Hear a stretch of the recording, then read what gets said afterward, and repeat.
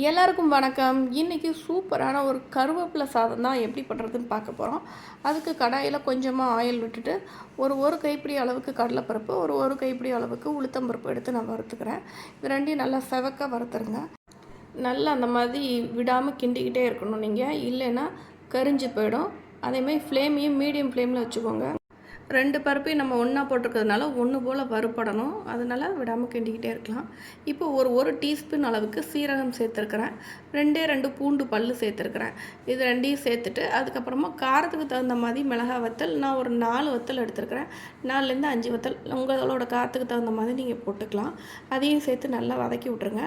ஒரு 2 கைப்பிடி அளவுக்கு கருவேப்பிலையை நல்லா கழுவிட்டு உணர வச்சுட்டு தண்ணி இல்லாமல் உணர வச்சுட்டு அதுக்கப்புறமா அதை சேர்த்துக்கிறேன். முடிஞ்சால் நீங்கள் நிழல் வாட்டத்தில் கொஞ்ச நேரம் வீட்டுக்குள்ளே ஒரு துண்டு விரித்து நீங்கள் உணர போட்டுட்டு கூட நீங்கள் எடுத்துக்கலாம். இதுக்கு கம்ப்ளீட்டாக தண்ணி இல்லாமல் இருந்தால் கொஞ்சம் நல்லாயிருக்கும். இதை நல்லா வறுத்து எடுத்துருங்க. அப்படி நல்லா மொறுகிற மாதிரி வர்ற அளவுக்கு வறுத்துட்டு இதுக்கு தேவையான அளவு கல் உப்பு சேர்த்து மிக்ஸி ஜாரில் தண்ணி விடாமல் பவுடர் பண்ணி எடுத்துக்கலாம். மறுபடியும் கடாய் வச்சு அதில் கொஞ்சமாக எண்ணெய் ஊற்றிட்டு கடுகு போட்டு வெடிக்க விட்டுறலாம். கடுகு நல்லா வெடித்ததுக்கப்புறமா கொஞ்சமாக உளுந்தம்பருப்பு சேர்த்துக்கலாம். சேர்த்துட்டு ஒரு பெரிய வெங்காயம் குட்டி குட்டியாக கட் பண்ணி வச்சுருக்கிறேன். அதையும் சேர்த்துக்காங்க. சேர்த்துட்டு நல்லா வதக்கி விட்ருங்க. வெங்காயம் நல்லா வதக்கணும்.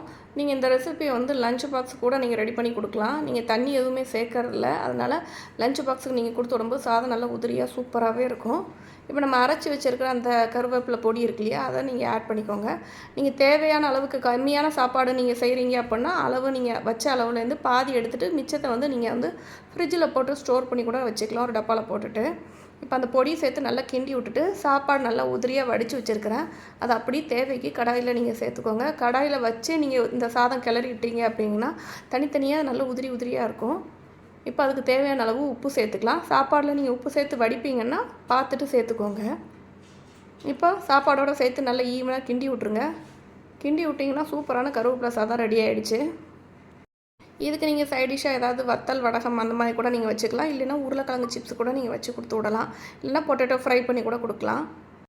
இது வெரைட்டி ரைஸுங்கிறதுனால லஞ்ச் பாக்ஸுக்கு நீங்கள் கொடுத்து விடும்போது ரொம்ப ஈஸியாக பசங்க சீக்கிரம் சாப்பிட்டு வந்துடுவாங்க. கருவேப்பிலைங்கிறதே தெரியாது. எப்படியோ அவங்களுக்கு கருவேப்பிலை சேர்த்த மாதிரி ஆச்சு, பசங்க சாப்பிட்ட மாதிரி ஆச்சு. அவ்வளோதாங்க, சூப்பரான கருவேப்பிலை சாதம் தயாராகிடுச்சு. மறக்காமல் நீங்களும் உங்கள் வீட்டில் ட்ரை பண்ணி பாருங்கள். ட்ரை பண்ணிவிட்டு எப்படி வந்துச்சுன்னு கமெண்ட் செக்ஷனில் எனக்கு சொல்லுங்கள். பிடிச்சிருந்தால் லைக் பண்ணி ஷேர் பண்ணி நம்ம சேனலை சப்ஸ்கிரைப் பண்ணுங்கள். தேங்க்ஸ் ஃபார் வாட்சிங்.